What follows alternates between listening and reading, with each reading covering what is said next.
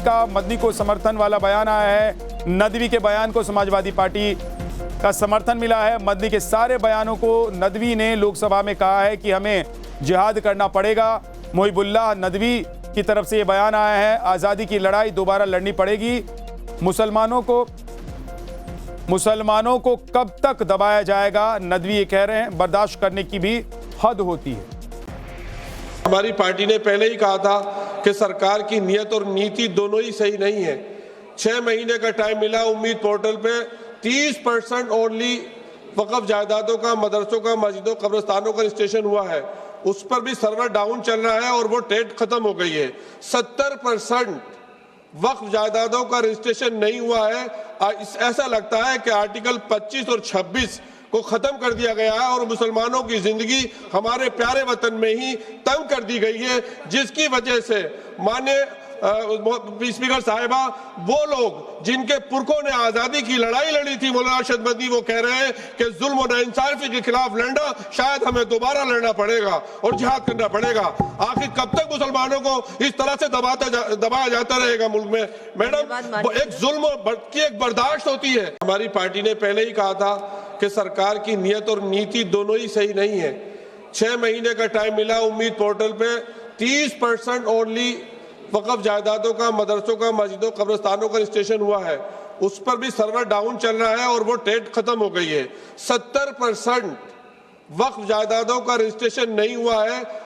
ऐसा लगता है कि आर्टिकल 25 और 26 को खत्म कर दिया गया है और मुसलमानों की जिंदगी हमारे प्यारे वतन में ही तंग कर दी गई है, जिसकी वजह से।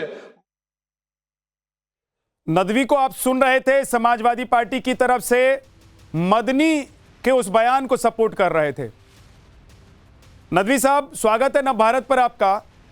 और ये जो आप कह रहे हैं कि मदनी साहब के बयान को सपोर्ट कर रहे हैं, और आपको ऐसा क्यों लग रहा है कि मुसलमानों को दबाया जा रहा है, मुसलमानों के साथ ज्यादती हो रही है?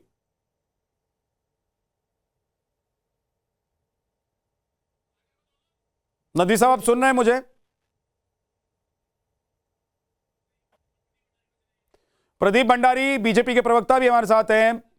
प्रदीप भंडारी जी, इस बयान को आपकी पार्टी कैसे देख रही है? अगर मोहिबुल्लाह नदवी कह रहे हैं कि जिहाद करना पड़ेगा, मुसलमानों को दबाया जा रहा है, उनको परेशान किया जा रहा है, तो जिहाद जरूरी है।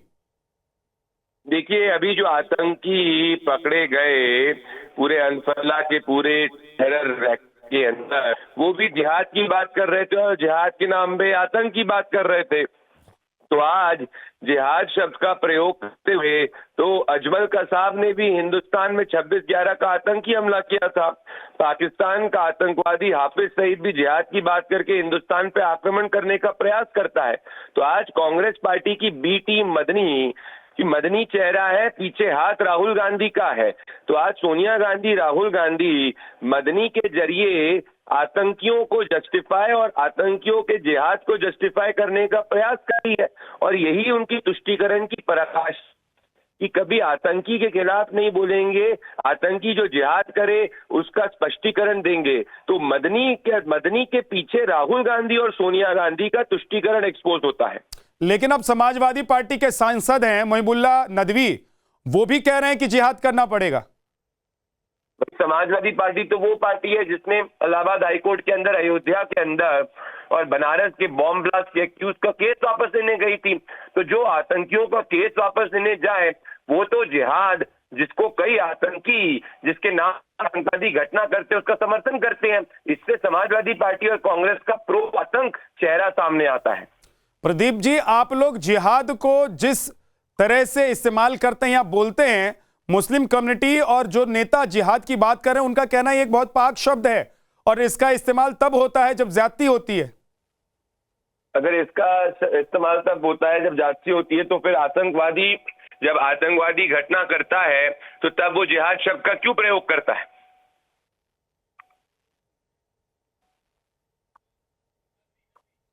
ठीक है, प्रदीप जी जुड़े रहिए हमारे साथ। मोहिबुल्लाह नदवी हमारे साथ जुड़ गए हैं। नदवी साहब, आप कह रहे हैं कि जिहाद करना पड़ेगा, क्यों?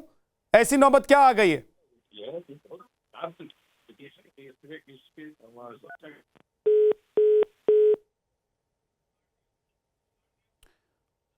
मोहिबुल्लाह नदवी समाजवादी पार्टी के रामपुर से सांसद हैं, उनसे हम कनेक्ट करने की कोशिश कर रहे हैं, उनसे बात करने की कोशिश कर रहे हैं, क्योंकि संसद में उन्होंने जो बयान दिया है उसको लेकर विवाद हो गया है।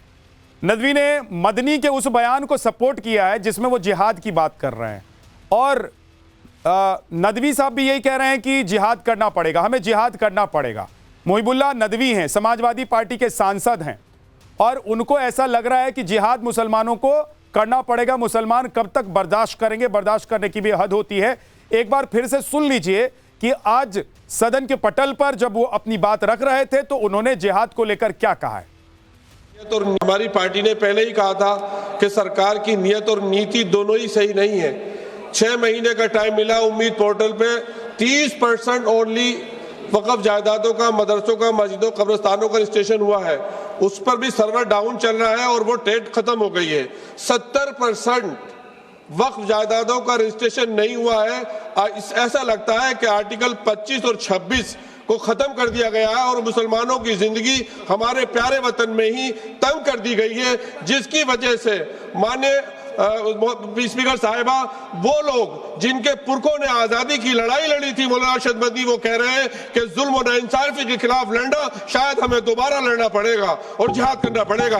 आखिर कब तक मुसलमानों को इस तरह से दबाया जाता रहेगा मुल्क में? मैडम, एक जुल्म की एक बर्दाश्त होती है। For more of such videos, do like, share and subscribe to ET Now Swadesh.